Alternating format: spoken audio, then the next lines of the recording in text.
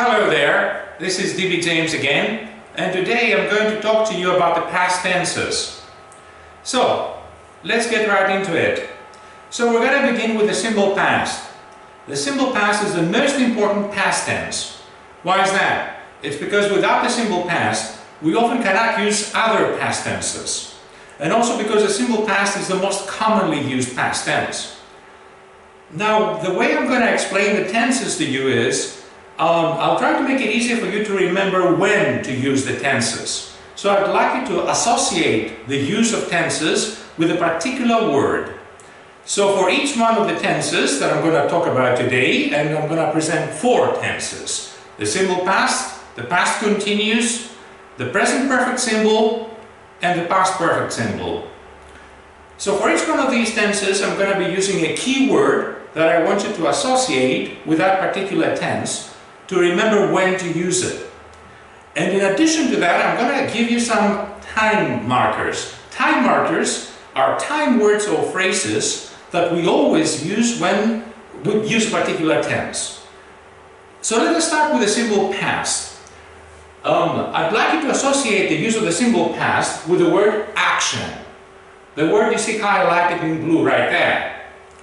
So when do we use the simple past? We use it for an action that happened in the past, and we know exactly when it happened. So we know the exact time when that past action happened.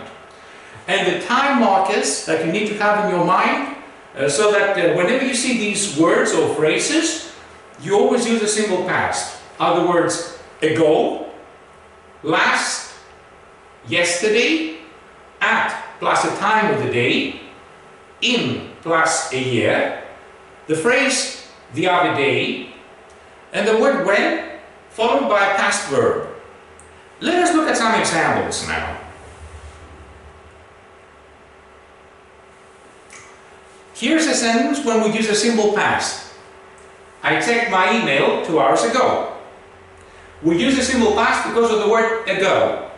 We could also have said, I checked my email last Monday.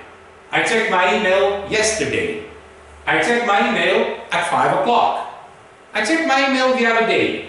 Or, I checked my email when I got back home. So as you see, we use checked, which is a simple past of the verb check, because of the time markers.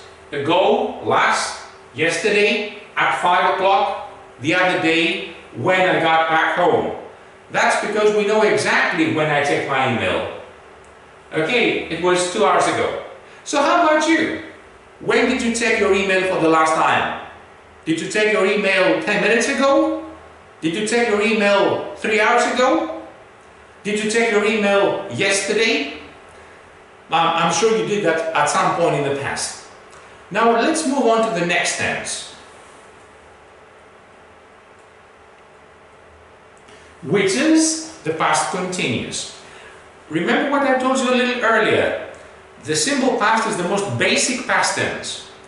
And that's because the other past tenses are additional tenses we use to talk about the past. That's either because we cannot use them alone, but we also have to use another tense with them, or we use them in combination with the simple past. The same thing happens with the past continuous. The past continuous is used in combination with the simple past. And the key word that I want you to have in your mind when you think about the past continuous is the word interruption. That's because we use the past continuous for a long action that was suddenly interrupted by another action. And it's very simple in this case because there's only one time marker I want you to have in your mind, and that's the word while. Let us look at an example.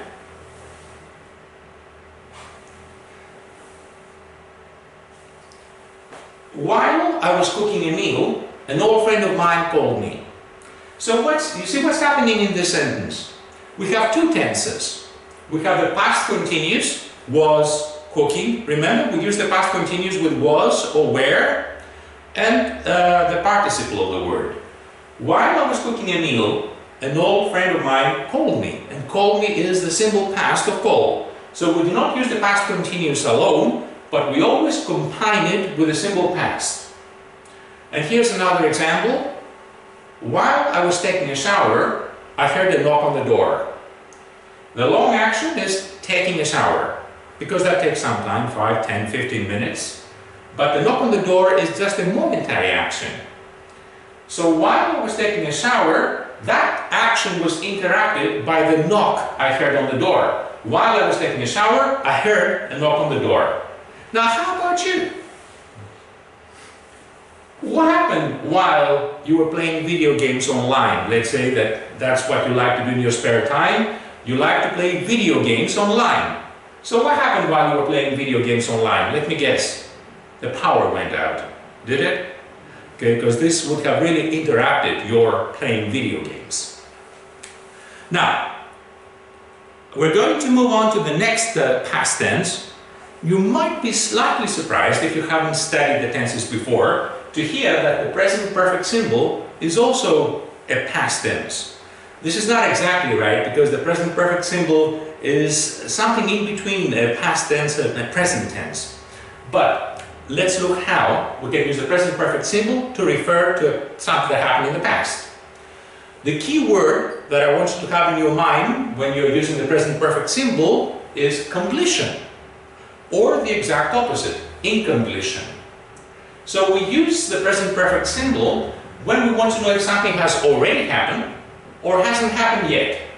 In other words, we use the present perfect symbol for a past action or no past action whose exact time doesn't matter to us. Remember when we talked about the simple past, the time of an action is very important. That's why we mentioned it with a word like ago, yesterday, last, the other day. Here, we don't care about when something happened or didn't happen, but we do care about whether it did happen or it didn't happen. So we need to know that. And the time markers in this case, the time markers that we should associate with the present perfect symbol are the words already, just, still, yet, and recently. Let me give you some examples. Have you already studied all the tenses? So this is a sentence with the present perfect. Have studied is the present perfect of study. If the answer is yes, then you can reply, yes, I have already studied all the tenses. If the answer is no, you can say, no, I haven't studied all the tenses yet. Or you can say, no, I still haven't studied all the tenses. So another example of the use of the present perfect symbol, this time with the word recently, which is another time marker that we associate with the present perfect symbol, is this sentence right here. I haven't seen any good movies recently. How about you? Have you seen any good movies recently? And please, if you've done so, drop a comment, because teachers need to see good movies as well. And it's a bad thing that I haven't seen any good movies recently.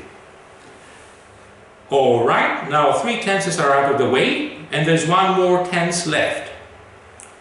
So bear with us for 1 more minute. And that's the past perfect symbol.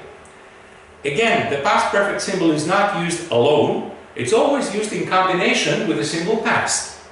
The key words that I want you to have in mind when you think of the past perfect symbol is earlier action. Remember when we talked about the simple past, I wanted you to associate the simple past with the word action. And I want you to associate the past perfect symbol with the words earlier action. That's because we use the past perfect symbol to talk about a past action that happened before another past action. And pay attention now, both actions are mentioned in the same sentence. It's very easy to use the right time marker because there's only one time marker associated with the past perfect symbol, and that's the word before. Here's an example. I had never seen a mosque before I visited Istanbul. Had seen is the past perfect of see. And as you might notice, I'm using 2 tenses in that sentence. Well, I'm using the past perfect symbol and the simple past. That's because we combine these 2 tenses in the same sentence. So I'm talking about 2 past actions. My visit to Istanbul, that happened at some point in the past, and the fact that I had never seen a mosque before that time in the past. So What I'm interested in is the sequence of these two past actions. Which one happened first and which one happened next. The fact that I had not seen a mosque happened first, and my visit to Istanbul happened next. To make that clear, I'll use the past perfect and the word before. I had never seen a mosque before I visited Istanbul. Now, how about you? Had you heard about Perfect English, my language school, before you watched this video? I hope you had, but even if you haven't, now you have heard about Perfect English. So watch out for more videos from Perfect English. Thank you for watching. Bye.